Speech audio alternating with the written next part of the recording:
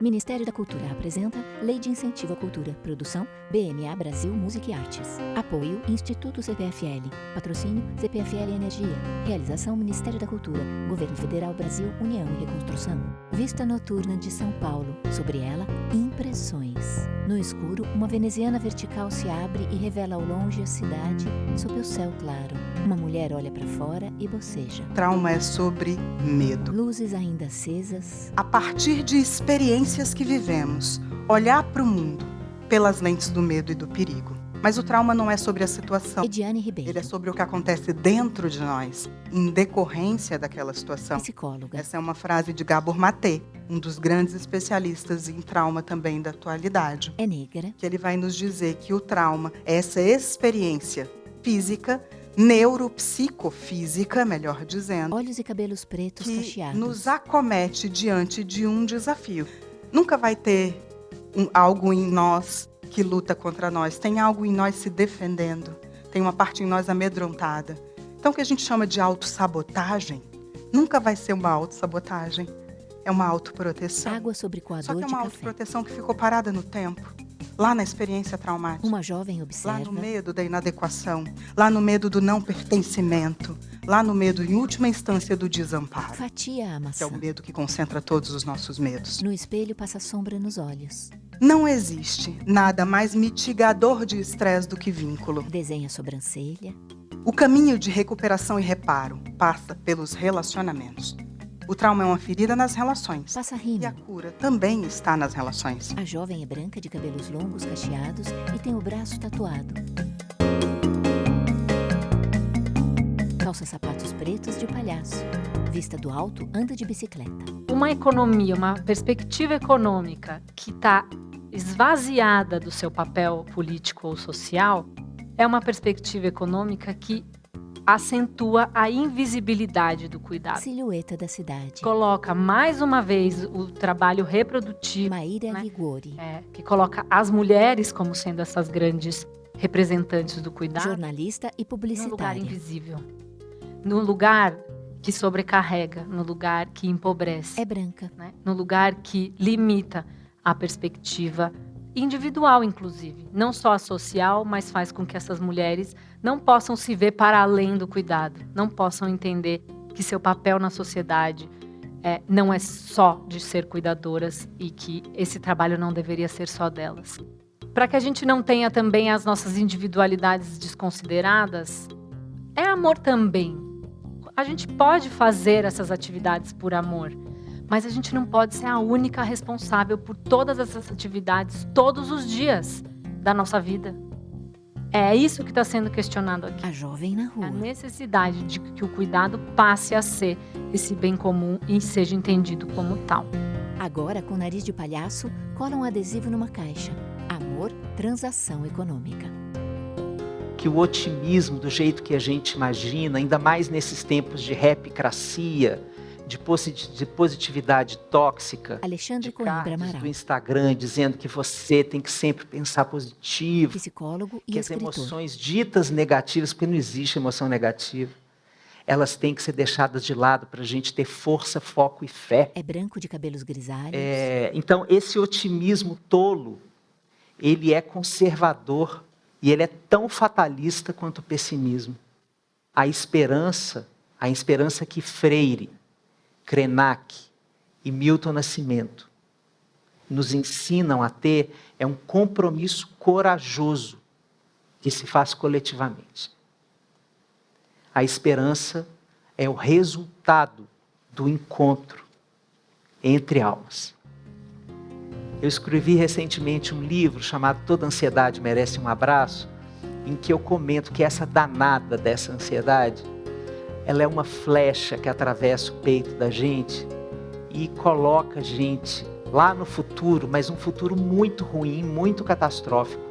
E ela nos avisa de uma certeza que já deu ruim. A jovem palhaça desce por E uma a gente escadaria. precisa desconfiar Ela cola outro adesivo. que isso é fake news. Olha para os lados e alisa o adesivo, onde se lê: trauma é sobre medo. Vista de cima, ela pedala na ciclovia.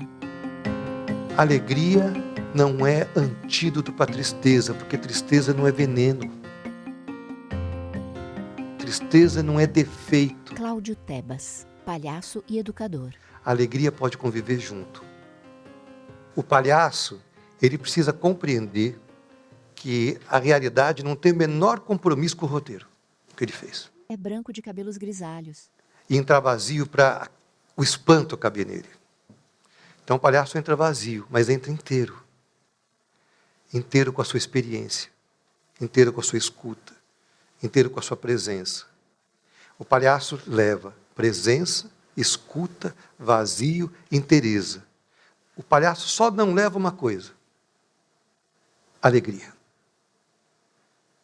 O querido amado palhaço Márcio de Bar, ele fala que nós temos que assumir o nosso lugar de falha. E, para mim, pessoalmente, para o palhaço, fracasso é não saber falhar. A gente falha. E de fracasso em fracasso, e de falha em falha, a gente vai aprendendo. A gente vai aprendendo. Alessandro Marim Pietri, estudadinho, falou que a gente veio sem nada, vai sem nada, mas a gente se move. Na ciclovia, a palhaça pedala. E acho que a gente tem que ter essa mobilidade de tentar, errar, de tentar, errar. Quando a gente vê um andarilho, o que a gente fala? Tem um errante. Só vai para frente quem erra. No semáforo, a palhaça brinca com o motorista e batem as mãos de punho fechado. A nossa juventude, a nossa infância, ela era muito segura, porém pouco livre. O meu sonho, quando eu era adolescente, era sair rapidamente da adolescência para entrar na idade adulta, onde estaria reservado para nós a alegria, a felicidade e a liberdade. Obviamente, há um preço. O preço de assumir os papéis adultos. Alessandro Marim Pietri. Quando a gente faz uma torção da concepção de adolescente como fase para um modo de viver a vida, a gente ressignifica um bocado de coisa. Psicólogo. Hoje a adolescência deixa de ser uma fase e passa a ser um modo de existir no mundo. É branco. Todos queremos ser jovens. E grisalho. A nossa cultura, ela é uma cultura etarista e que valoriza de maneira sobrenatural a juventude. As crianças querem ser adolescentes. Os adolescentes querem ser adolescentes. Os adultos querem ser adolescentes e os idosos querem ser adolescentes. Não há espaço para esse saudosismo. E quem disse isso foi Zé Cabaleiro na sua música Piercing. Não se prive, não se prove, don't tell me peace and love. Tome logo um engove para curar essa ressaca da modernidade. Essa armadilha, matilha de cães raivosos e assustados, o presente não devolve o troco do passado. Se o presente não devolve o troco do passado, e se nós queremos educar os nossos meninos na atualidade, nós precisamos entender sobre que cenário nós vamos construir as novas cartografias. A palhaça num jardim. Essas cartografias siderais. O humano nasce precário, provisório e perecível. Se esconde atrás como da disse mureta. Lenine, morre como precário, provisório e perecível. Mas nunca igual. O humano aprende sempre. O humano se transforma sempre. A curva do humano é sempre para frente. É sempre possível. Sempre pode alguma coisa pode ser transformada no humano. Cola num hidrante vermelho adesivo. O humano nasce precário, provisório e perecível. A gente está em alta velocidade. Pouco tempo para parar. É preciso escolher, é preciso ser muito produtivo. Renato Nogueira. Patriarcado lá atrás. Escritor. Produtividade, virilidade, força, vigor. Isso são características que são muito interessantes, então. É negro e Isso que grisalho. procuramos, que tem a ver com produzir, tem a ver com enfrentar a natureza, enfrentar as dificuldades. E tem um quadro novo diante disso. Esse quadro novo, ele é uma sociedade interligada, onde tem uma cybercultura. Nessa cybercultura, a gente também se apresenta pelas redes sociais, se apresenta e se comunica cada vez mais com palavras-chave, descritores. Então, em redes de sites de relacionamento, né? Divertida, extrovertida, legal, bacana, gosto de passear, de sair, de teatro, cinema. Dito isso, tem então algo que é uma promessa de que nós podemos justamente encontrar algo que é próximo à perfeição. Em que medida tem um grau de crueldade que faz com que nós exijamos de nós ou do outro alguma coisa que esse outro não pode entregar. E como queremos que o outro se curve ao nosso desejo? Seria o caso, então, de apostarmos no amor confluente, que serve tanto para monogamias e não monogamias, que é uma dinâmica amorosa? Seria o caso de retomarmos o amor cortês? Ou de reinventar o amor romântico? Ou seria o caso de apostarmos no poliamor? Qual dinâmica amorosa é capaz de resistir ao acachapante e violento movimento que torna as nossas relações amorosas transações econômicas e faz de nós e do outro meras mercadorias, fetiches de um desejo que vai, às vezes, de encontro contra o nosso próprio desejo? Como ir a favor do nosso próprio desejo? A palhaça para a bicicleta e lê um adesivo. Alegria não é antídoto, tristeza não é veneno.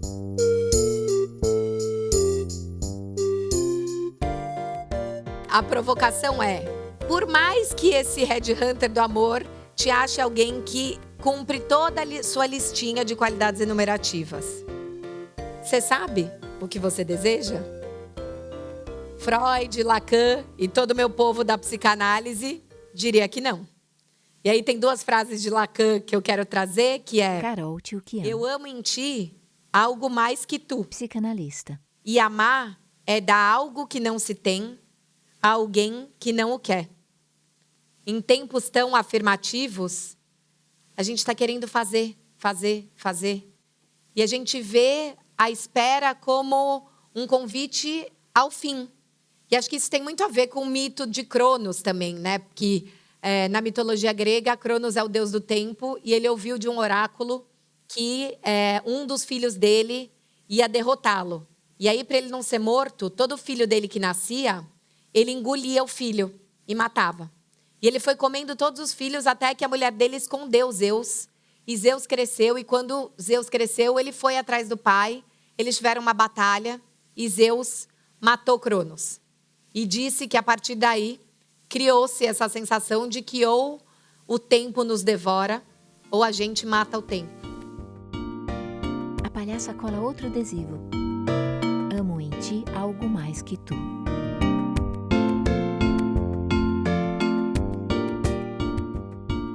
Tem outras virilidades que já foram importantes na história do Ocidente. Por exemplo, a virilidade guerreira caiu em desuso desde a última Grande Guerra Mundial. Acho muito difícil um homem aqui falar: quero ir para a guerra, honrar o nome da minha família, porque a gente vive num capitalismo onde o individualismo é algo importante. Na virilidade laborativa, assim como a maternidade sofreu transformações, Valesca Zanello, o valor do trabalho também se modificou. professora. Antes, o trabalho era algo pejorativo, só trabalhava realmente quem precisava. Hoje, o trabalho passou a ser uma virtude.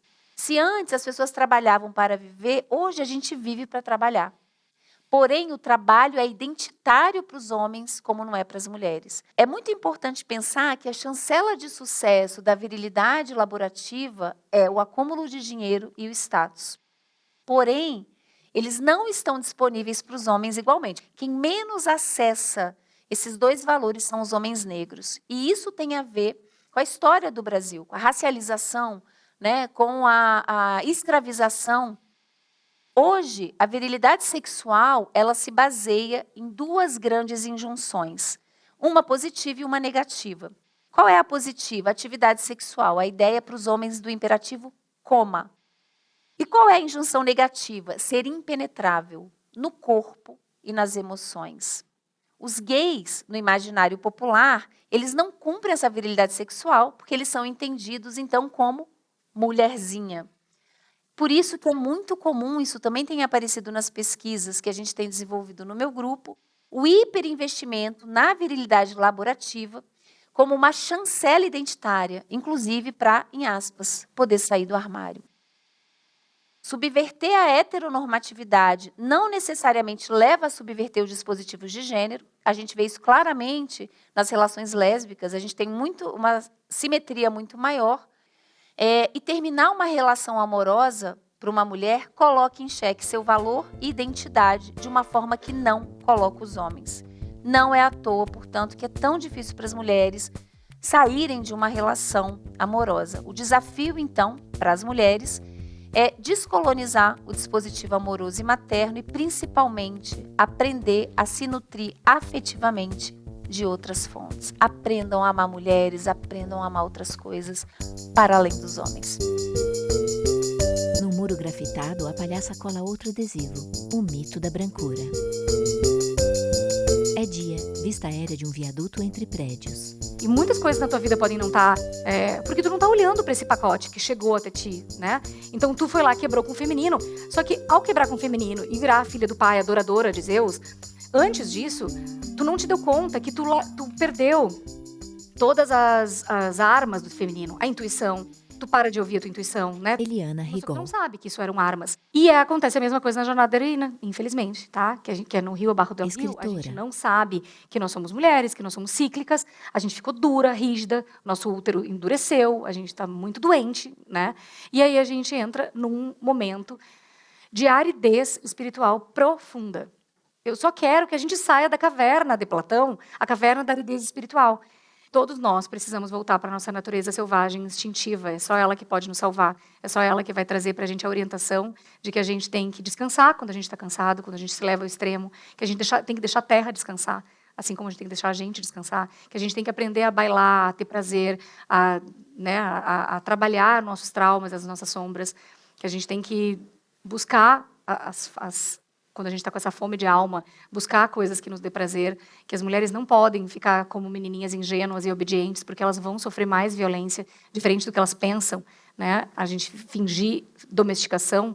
Então, assim, a natureza selvagem, ela é a única maneira, o divino feminino, né? E a nossa natureza instintiva, a gente se dá conta que a gente é a divindade e que, por ser a divindade, cada uma de nós é uma centelha, cada um de nós é uma centelha de luz. Então, pensem que vocês são deusas e deuses, né, para poder agir em prol das suas próprias vidas, porque ninguém muda o mundo se não mudar a si mesmo, ninguém trabalha as sombras do mundo se não trabalhar as próprias sombras.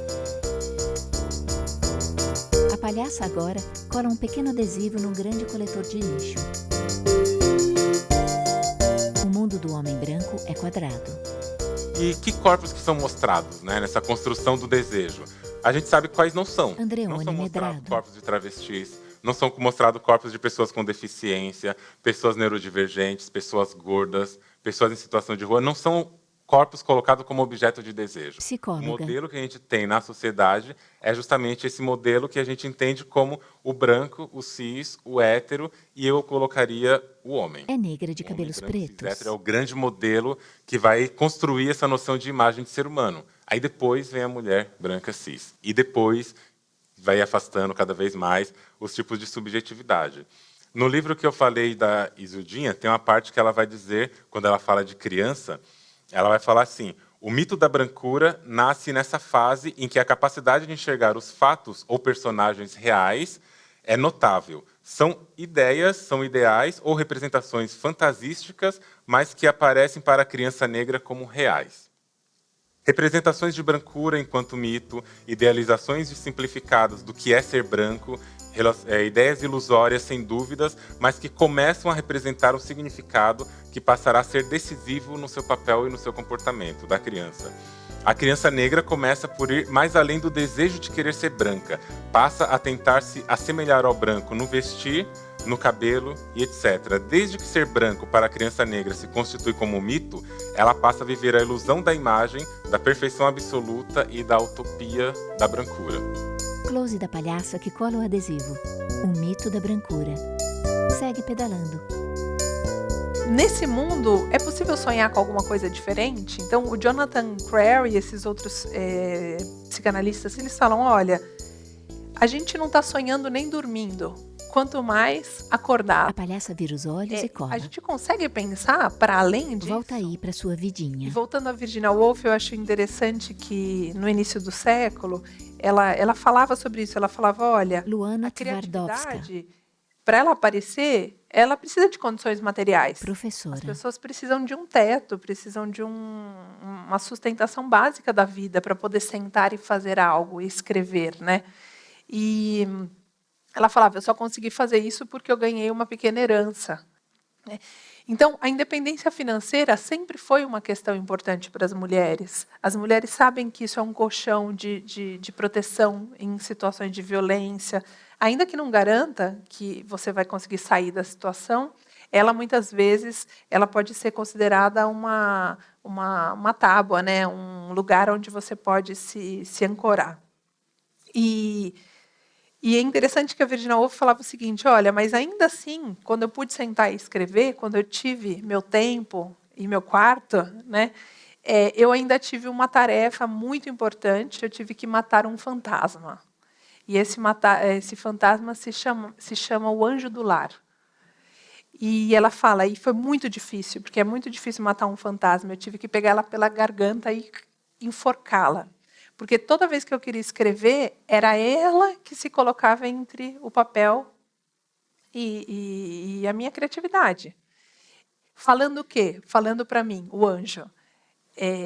Seja doce, não confronte ninguém, não ouse falar o que as pessoas não querem ouvir. Né? E então, era um significado de você romper com o que eram as expectativas de um mundo masculino sobre o que você poderia ou não falar.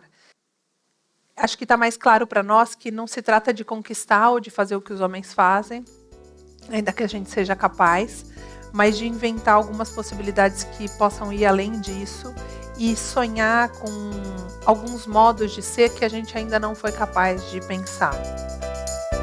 Num parque em dia de céu azul, a palhaça cola o adesivo no alto de um poste. Esperança, um compromisso corajoso da coletividade. Eu queria iniciar com uma fala de um pajé do povo Caigangue, uma fala recolhida pela parenta Lúcia Caigangue.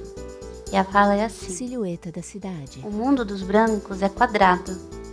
Eles moram em casas que parecem caixas, trabalham dentro de outras caixas e para irem de uma caixa a outra, entram em caixas que andam. Geni Nunes. Eles veem tudo separado, porque são o povo das caixas. Escritora e psicóloga. Um ponto do meu trabalho que eu queria iniciar aqui é a ideia de descolonização. Sentada à mesa. O Frantz Fanon, que foi um intelectual revolucionário martinicano, ele dizia que a descolonização produz um estado de desordem, de caos, de bagunça, de certa forma. Tem a pele morena. Isso porque a colonização é a ordem.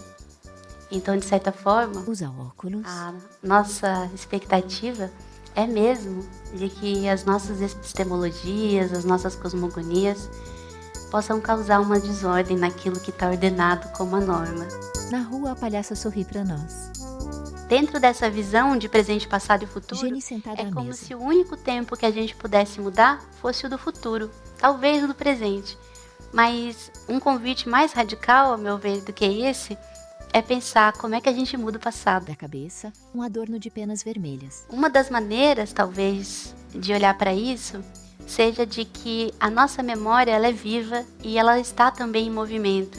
Fala sorrindo. Então, a mesma história que a gente viveu anos atrás, a gente pode contar de outros jeitos. À luz de outras experiências, é como se outros olhares fossem trazidos para a mesma situação, né? Então, a mesma experiência, ela é muito plural a partir dessa percepção. O brinco é de miçangas. Mas o caminho que dentro da filosofia de Nietzsche aparece para essa reconciliação com o passado, de certa forma, é justamente não acreditar em passado, presente e futuro. O Michel Foucault tem uma noção de descontinuidade que eu acho muito interessante. A palhaça no parque. O que há de perturbador nisso é de que há muitas idas e vindas dentro desse próprio processo. Então a gente às vezes retorna a algo que a gente imaginava já superado. Imagem se distancia. E brinca como criança de novo e sente como um mais velho. Então esse tempo é algo que dentro da nossa perspectiva é como se todas as pessoas tivessem todas as idades do mundo. Sobe bem alto. Porque de alguma forma sem essa origem e sem esse Gênesis e Apocalipse, né? A vida fica muito mais interessante. Acima das árvores. A tela escurece. Participação especial, Karine Michelucci Morales, Palhaça Gambiarra. Seguem os créditos. Logo dos patrocinadores e realizadores.